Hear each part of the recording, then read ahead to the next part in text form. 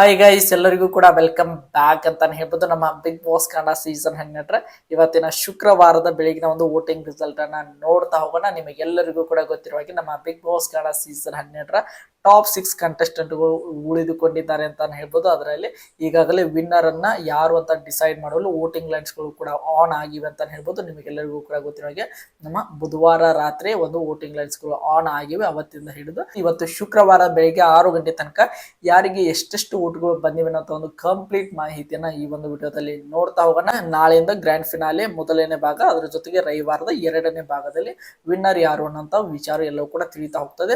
ಎಲ್ಲರಿಗೂ ಕೂಡ ಗೊತ್ತಿರೋ ಹಾಗೆ ರವಿವಾರದ ಬೆಳಿಗ್ಗೆ 10 ಗಂಟೆಗೆ ವೋಟಿಂಗ್ ಲೈನ್ಸ್ ಗಳು ಕ್ಲೋಸ್ ಆಗ್ತವೆ. ಅಲ್ಲಿ ತನಕ ನಿಮ್ಮ ಫೇವರೇಟ್ ಸ್ಪರ್ಧಿಗೆ ನೀವು ಬೇಕಾದಷ್ಟು 99 ನೋಟ್ಗಳನ್ನ ಹಾಕಬಹುದು ಅಂತ ಹೇಳ್ತಾ ಈಗ ಡೈರೆಕ್ಟ್ ಆಗಿ ವಿಷಯಕ್ಕೆ ಬರೋಣ. ಒಟ್ಟಾರೆಗೆ 6 ಜನ ಇರುವಂತಹ ಸ್ಪರ್ಧಿಗಳ ಪೈಕಿ ವೋಟಿಂಗ್ ರಿಸಲ್ಟ್ ಆನ್ ಆದಾಗಿನಿಂದ ಹಿಡಿದು ಇವತ್ತು ಶುಕ್ರವಾರ ಬೆಳಿಗ್ಗೆ 6 ಗಂಟೆ ತನಕ ಯಾರಿಗೆ ಎಷ್ಟೆಷ್ಟು ಓಟ್ಗಳು ಬಂದಿವೆ ಅಂತ ಕಂಪ್ಲೀಟ್ ಮಾಹಿತಿಯನ್ನ ಈ ಒಂದು ವಿಡಿಯೋದಲ್ಲಿ ನೋಡ್ತಾ ಹೋಗೋಣ. ಅದಕ್ಕೋಸ್ಕರ ನಮ್ಮ ಚಾನಲ್ಗೆ ನೀವಿನ್ನು ಸಬ್ಸ್ಕ್ರೈಬ್ ಮಾಡ್ಕೊಂಡಿಲ್ಲ ಅಂದ್ರೆ ಎಲ್ಲರೂ ಕೂಡ ಚಾನಲ್ಗೆ ದಯವಿಟ್ಟು ಸಬ್ಸ್ಕ್ರೈಬ್ ಮಾಡ್ಕೊಂಡು ಸಪೋರ್ಟ್ ಮಾಡೋದನ್ನ ಯಾವುದೇ ಕಾರಣಕ್ಕೂ ಮರೀಲಿಕ್ಕೆ ಹೋಗಬೇಡಿ. ಬನ್ನಿ ವಿಡಿಯೋನ ಶುರು ಮಾಡೋಣ.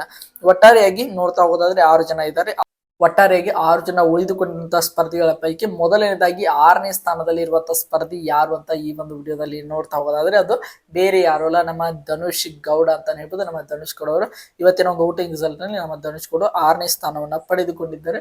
ನಿನ್ನೆ ಸಾಯಂಕಾಲದ ಹೊತ್ತಿಗೆ ನಮ್ಮ ಧನುಷ್ ಗೌಡ ಅವರಿಗೆ ಬರೋಬ್ಬರಿ 69,85,000 ಓಟ್ಗಳನ್ನ ನಮ್ಮ ಧನುಷ್ ಗೌಡ ಅವರು ಪಡೆದುಕೊಂಡಿದ್ದರು ಅಂತಾನೆ ಹೇಳ್ಬೋದು. ಈಗ ಬೆಳಿಗ್ಗೆ ಆಗೋದ್ರೊಳಗೆ ಆಲ್ಮೋಸ್ಟ್ ಅಲ್ಲಿ 20 ರಿಂದ 25 ಲಕ್ಷದ ತನಕ ವೋಟಿಂಗ್ ಸಂಖ್ಯೆಯಲ್ಲಿ ಇನ್ಕ್ರೀಸ್ ಆಗಿದೆ ಅಂತಾನೆ ಹೇಳ್ಬೋದು. ಈಗ ಇವತ್ತು ಬೆಳಿಗ್ಗೆ 6 ಗಂಟೆ ತನಕ ಅವರಿಗೆ ಎಷ್ಟು ಓಟ್ಗಳು ಬಂದಿವೆ ಅಂತ ನೋಡ್ತಾ ಹೋದಾದ್ರೆ ಬರೋಬ್ಬರಿ 92,32,000 ಓಟ್ಗಳನ್ನ ನಮ್ಮ ಧನುಷ್ ಗೌಡ ಅವರು ಪಡೆದುಕೊಳ್ಳುವುದರ ಮೂಲಕ ಇವತ್ತಿನ ಒಂದು ವೋಟಿಂಗ್ ರಿಸಲ್ಟ್ ನಲ್ಲಿ 6ನೇ ಸ್ಥಾನದಲ್ಲಿ ಇದ್ದಾರೆ ಅಂತ ಹೇಳ್ಬೋದು. ಯಾಕಂದ್ರೆ ಇವ್ರಿಗಿಂತ 5 ಜನ ಇವರೇ ಮೇಲಿದ್ದವರು ಇವರಿಗಿಂತ ಜಾಸ್ತಿ ಓಟ್ಗಳನ್ನ ತೆಗೆದುಕೊಂಡಿದ್ದಾರೆ ಅಂತಾನೆ ಹೇಳ್ಬೋದು. ಆ ಒಂದು ಕಾರಣದಿಂದಾಗಿ ಇವರು ಟಾಪ್ 6 ಆಗುವಂತ ಸಾಧ್ಯತೆ ತುಂಬಾನೇ ಜಾಸ್ತಿ ಇದೆ ಅಂತ ಹೇಳ್ಬೋದು. ನೆಕ್ಸ್ಟ್ ನೋಡ್ತಾ ಹೋದಾದ್ರೆ 5ನೇ ಸ್ಥಾನದಲ್ಲಿರುವಂತಹ ಸ್ಪರ್ಧಿ ನಮ್ಮ ಮ್ಯೂಟಂಟ್ ರಘು ಅಂತಾನೆ ಹೇಳ್ಬೋದು. ನಮ್ಮ ರಘು ಅವರಿಗೂ ಕೂಡ ನಿನ್ನೆ ಸಾಯಂಕಾಲದ ಹೊತ್ತಿಗೆ ಬರೋಬ್ಬರಿ 72,80,000 ಓಟ್ಗಳು ಬಂದಿದ್ದು ಅಂತಾನೆ ಹೇಳ್ಬೋದು.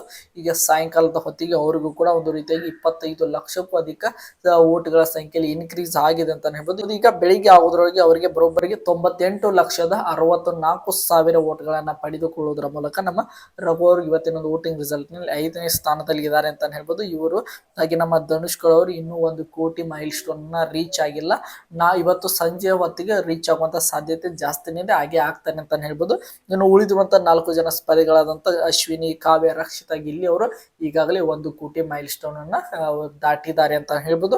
ಈಗ ನಮ್ಮ ರಘು ಹಾಗೆ ಧನುಷ್ ಅವರು ಇವತ್ತು ಸಾಯಂಕಾಲದ ಹೊತ್ತಿಗೆ ಆ ಒಂದು ಮೈಲ್ ಸ್ಟೋನ್ ಅನ್ನ ದಾಟ್ತಾರೆ ಅಂತ ಹೇಳ್ಬೋದು. ಒಟ್ಟಿನಲ್ಲಿ ಇನ್ನು ನೆಕ್ಸ್ಟ್ ನೋಡ್ತಾ ಹೋದಾದ್ರೆ 4ನೇ ಸ್ಥಾನದಲ್ಲಿ ಇರುವಂತಹ ಸ್ಪರ್ಧಿ ನಮ್ಮ ಅಶ್ವಿನಿ ಗೌಡ ಅಂತಾನೆ ಹೇಳ್ಬೋದು. ನಮ್ಮ ಅಶ್ವಿನಿ ಗೌಡ ಅವರು ನಿನ್ನೆ ಸಾಯಂಕಾಲದ ಒಂದು ವೋಟಿಂಗ್ ರಿಸಲ್ಟ್ ನಲ್ಲಿ 3ನೇ ಸ್ಥಾನದಲ್ಲಿ ಇದ್ದವರು ಈಗ ಬೆಳಿಗ್ಗೆ ಆಗೋದ್ರೊಳಗೆ 4ನೇ ಸ್ಥಾನಕ್ಕೆ ಬಂದಿದ್ದಾರೆ ಅಂತಾನೆ ಹೇಳ್ಬೋದು. ಹಾಗಾದ್ರೆ ನಿನ್ನೆ ಸಾಯಂಕಾಲದ ಹೊತ್ತಿಗೆ ಅಶ್ವಿನಿ ಗೌಡ ಅವರು 3ನೇ ಸ್ಥಾನದಲ್ಲಿ ಇದ್ದಂತ ಸಮಯದಲ್ಲಿ ಅವರಿಗೆ 98,65,000 ಓಟ್ಗಳನ್ನ ಪಡೆದುಕೊಳ್ಳುವುದರ ಮೂಲಕ ನಿನ್ನೆ ಅವರು 3ನೇ ಸ್ಥಾನದಲ್ಲಿ ಇದ್ದವರು ಈಗ ಬೆಳಿಗ್ಗೆ ಆಗೋದ್ರೊಳಗೆ ಅವರು 4ನೇ ಸ್ಥಾನಕ್ಕೆ ಬಂದಿದ್ದಾರೆ. ಹಾಗಾದ್ರೆ 4ನೇ ಸ್ಥಾನದಲ್ಲಿರುವಂತವರಿಗೆ ಎಷ್ಟು ಓಟ್ಗಳು ಬಂದಿವೆ ಅಂತ ನೋಡ್ತಾ ಹೋದಾದ್ರೆ 1,17,89,000 ಓಟ್ಗಳನ್ನ ನಮ್ಮ ಅಶ್ವಿನಿ ಗೌಡ ಅವರು ಪಡೆದುಕೊಳ್ಳುವುದರ ಮೂಲಕ ಇವತ್ತಿನ ವೋಟಿಂಗ್ ರಿಸಲ್ಟ್ ನಲ್ಲಿ 4ನೇ ಸ್ಥಾನದಲ್ಲಿ ಇದ್ದಾರೆ ಅಂತ ಹೇಳ್ಬೋದು. 1 ಸ್ಥಾನ ಕುಸಿತವನ್ನು ಕೂಡ ಕಂಡಿದ್ದಾನೆ ಅಂತ ಹೇಳ್ಬೋದು. ಇನ್ನು 3ನೇ ಸ್ಥಾನದಲ್ಲಿರುವಂತಹ ಸ್ಪರ್ಧಿ ನಮ್ಮ ಕಾವ್ಯ ಶೈವ ಅಂತಾನೆ ಹೇಳ್ಬೋದು. ನಮ್ಮ ಕಾವ್ಯ ಶೈವ ಅವರು ನಿನ್ನೆ ಸಾಯಂಕಾಲದ ಒಂದು ವೋಟಿಂಗ್ ರಿಸಲ್ಟ್ ನಲ್ಲಿ ಅವರು 4ನೇ ಸ್ಥಾನದಲ್ಲಿ ಇದ್ದವರು ಈಗ ಬೆಳಿಗ್ಗೆ ಆಗೋದ್ರೊಳಗೆ 3ನೇ ಸ್ಥಾನಕ್ಕೆ ಬಂದಿದ್ದಾರೆ ಅಂತ ಹೇಳ್ಬೋದು. ನಿನ್ನೆ ನಮ್ಮ ಕಾವ್ಯ ಅವರು 4ನೇ ಸ್ಥಾನದ ಇದ್ದಂತ ಸಮಯದಲ್ಲಿ ಅವರಿಗೆ 95,25,000 ಓಟ್ಗಳನ್ನ ಅವರು ಪಡೆದುಕೊಂಡಿದ್ದರು. ಈಗ ಬೆಳಿಗ್ಗೆ ಆಗೋದ್ರೊಳಗೆ ಬರೋಬ್ಬರಿ ಒಂದು 25 ರಿಂದ 30 ಲಕ್ಷದ ತನಕ ವೋಟಿಂಗ್ ಸಂಖ್ಯೆಯಲ್ಲಿ ಇನ್ಕ್ರೀಸ್ ಆಗಿದೆ ಅಂತ ಹೇಳ್ಬೋದು. ಈಗ ಬೆಳಿಗ್ಗೆ ಅವರು ಈಗ ಬೆಳಿಗ್ಗೆ ಅವರು 6 ಗಂಟೆ ತನಕ ಅವರಿಗೆ ಎಷ್ಟು ಓಟ್ಗಳು ಬಂದಿವೆ ಅಂತ ನೋಡ್ತಾ ಹೋದಾದ್ರೆ 1,20,76,000 ಓಟ್ಗಳನ್ನ ನಮ್ಮ ಕಾವ್ಯ ಅವರು ಪಡೆದುಕೊಳ್ಳುವುದರ ಮೂಲಕ ಇವತ್ತಿನ ಒಂದು ಬೆಳಗಿನ ವೋಟಿಂಗ್ ರಿಸಲ್ಟ್ ನಲ್ಲಿ 3ನೇ ಸ್ಥಾನದಲ್ಲಿ ಇದ್ದಾರೆ ಅಂತ ಹೇಳ್ಬೋದು. 1 ಸ್ಥಾನ ಮೇಲಕ್ಕೆ ಬಂದಿದ್ದಾರೆ ಅಂತ ಹೇಳ್ಬೋದು. ಆದ್ರೂ ಕೂಡ ಒಂದು ನಮ್ಮ ಅಶ್ವಿನಿ ಹಾಗೆ ನಮ್ಮ ಕಾವ್ಯ ನಡುವೆ ಏನು ದೊಡ್ಡ ಡಿಫ್ರೆನ್ಸ್ ಕೂಡ ಏನಿಲ್ಲ, ಕೇವಲ 3 ಲಕ್ಷದ ಅಂತರದಲ್ಲಿ ನಮ್ಮ ಕಾವ್ಯರು 3ನೇ ಸ್ಥಾನದಲ್ಲಿ ಇದ್ರೆ ಇನ್ನು ನಮ್ಮ ಅಶ್ವಿನಿ ಗೌಡ ಅವರು 4ನೇ ಸ್ಥಾನದಲ್ಲಿ ಇದ್ದಾರೆ ಅಂತ ಹೇಳ್ಬೋದು. ನೆಕ್ಸ್ಟ್ ನೋಡ್ತಾ ಹೋದಾದ್ರೆ ರಕ್ಷಿತಾ ಶೆಟ್ಟಿ ಅಂತ ಹೇಳ್ಬೋದು. 2ನೇ ಸ್ಥಾನದಲ್ಲಿ ರಕ್ಷಿತಾ ಶೆಟ್ಟಿ ಅವರು ಇದ್ದಾರೆ.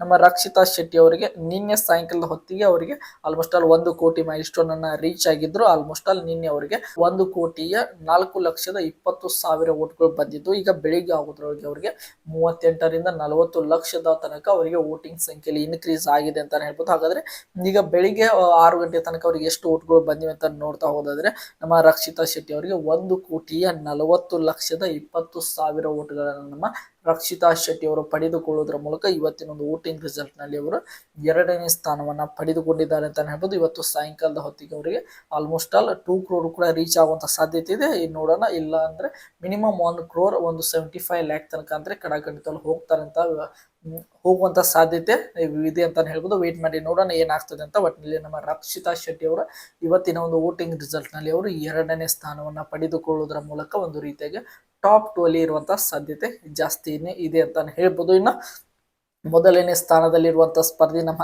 ಗಿಲ್ಲಿ ಅಂತಾನೆ ಹೇಳ್ಬೋದು. ನಮ್ಮ ಗಿಲ್ಲಿ ಅವರಿಗೆ ಆಲ್ಮೋಸ್ಟ್ 24 ಗಂಟೆ ನಿನ್ನೆ ಕಂಪ್ಲೀಟ್ ಆಗೋದ್ರೊಳಗೆ ಆಲ್ಮೋಸ್ಟ್ 2,53,00,000 ತನಕ ಅವರಿಗೆ ನಿನ್ನೆ ಸಾಯಂಕಾಲ ಹೊತ್ತಿಗೆ ಓಟ್ಗಳು ಬಂದಿದ್ದವು ಅಂತಾನೆ ಹೇಳ್ಬೋದು. ಈಗ ಮತ್ತೆ ಬೆಳಿಗ್ಗೆ ಆಗೋದ್ರೊಳಗೆ ಒಂದು ರೆಕಾರ್ಡ್ ಬ್ರೇಕಿಂಗ್ ಆಗಿರುವಂತ ಒಂದು ಓಟ್ಗಳ ಸಂಖ್ಯೆಯಲ್ಲಿ ಇನ್ಕ್ರೀಸ್ ಆಗಿದೆ ಅಂತಾನೆ ಹೇಳ್ಬೋದು. ಆಲ್ಮೋಸ್ಟ್ ಆಲ್ ಅವರಿಗೆ ಒಂದು 75ರಿಂದ 80 ಲಕ್ಷದ ತನಕ ಈ ಒಂದು 12 ಗಂಟೆ ಅವಧಿಯಲ್ಲಿ ಓಟ್ಗಳು ಬಂದಿವೆ ಅಂತ ಹೇಳ್ಬೋದು. ಒಂದು ರೆಕಾರ್ಡ್ ಬ್ರೇಕಿಂಗ್ ಓಟ್ಗಳ ಸಂಖ್ಯೆಯಲ್ಲಿ ನಮ್ಮ ಗಿಲ್ಲಿ ಅವರಿಗೆ ಇನ್ಕ್ರೀಸ್ ಆಗ್ತಾ ಇದೆ ಅಂತ ಹೇಳ್ಬೋದು.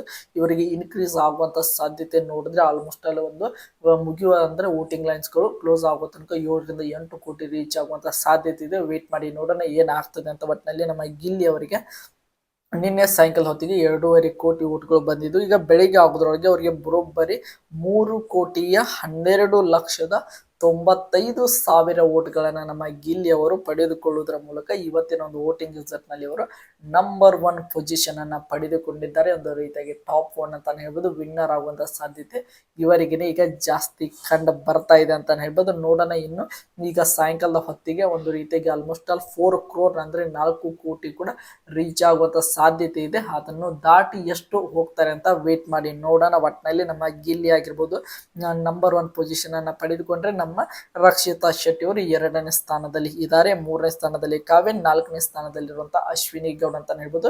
ಇವರು 1 ಕೋಟಿಗೂ ಕೂಡ ಅಧಿಕ ಓಟ್ಗಳನ್ನ ಪಡೆದುಕೊಂಡಿದ್ದಾರೆ.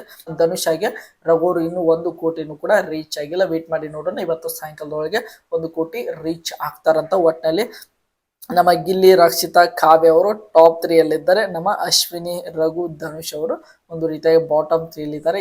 ಈಗ ಯಾವುದೇ ರೀತಿಯಾಗಿ ನಾಮಿನೇಷನ್ ಆಗಿ ಎಲಿಮಿನೇಷನ್ ಇರಲ್ಲ. ಈಗ ಕೇವಲ ಒಂದು ಸ್ಥಾನವನ್ನ ಮಾತ್ರ ಕೊಟ್ಕೊಳ್ತಾ ಹೋಗ್ತಾರೆ. Winner, runner, second runner up, third runner up, ಒಂದು ರೀತಿಯಾಗಿ ಈ ರೀತಿಯಾಗಿ ಸ್ಥಾನಗಳು ಮಾತ್ರ ನಮ್ಮ ಬಿಗ್ ಬಾಸ್ ಮನೆಯಲ್ಲಿ ಇರುವಂತ ಈ ಒಂದು ಉಳಿದಿರುವಂತ ಕಂಟೆಸ್ಟೆಂಟ್ ಗಳಿಗೆ ಕೊಡ್ತಾ ಹೋಗ್ತಾರೆ ಅಂತಾನೆ ಹೇಳ್ಬೋದು. ನಿಮ್ಮ ಪ್ರಕಾರ ಈ ಒಂದು ಉಳಿದಿರುವಂತಹ ಒಟ್ಟಾರೆಯಾಗಿ ಈ 6 ಜನ ಸ್ಪರ್ಧಿಗಳ ಪೈಕಿ ಯಾರು ವಿನ್ನರ್ ಆಗಬೇಕು ಎಂಬುದನ್ನು ಕೂಡ ಕಮೆಂಟ್ ಬಾಕ್ಸ್ ಅಲ್ಲಿ ಕಮೆಂಟ್ ಮಾಡಿ ಅಂತ ಕೇಳ್ಕೊತೇನೆ. ಐ ಹೋಪ್ ಎಲ್ಲರಿಗೂ ಕೂಡ ಈ ಒಂದು ವಿಡಿಯೋ ಇಷ್ಟ ಆಗಿದೆ ಅಂತ ಅನ್ಕೊಂಡಿದ್ದೀನಿ. ಮತ್ತೆ ಮುಂದಿನ ವಿಡಿಯೋದಲ್ಲಿ ಸಿಗೋಣ. ಎಲ್ಲರಿಗೂ ಕೂಡ ಧನ್ಯವಾದಗಳು. ಹೀಗೆ ಸಪೋರ್ಟ್ ಮಾಡ್ತಾ ಇರಿ, ಲೈಕ್ ಮಾಡಿ, ಶೇರ್ ಮಾಡಿ, ಸಬ್ಸ್ಕ್ರೈಬ್ ಮಾಡ್ಕೊಳ್ಳಿ.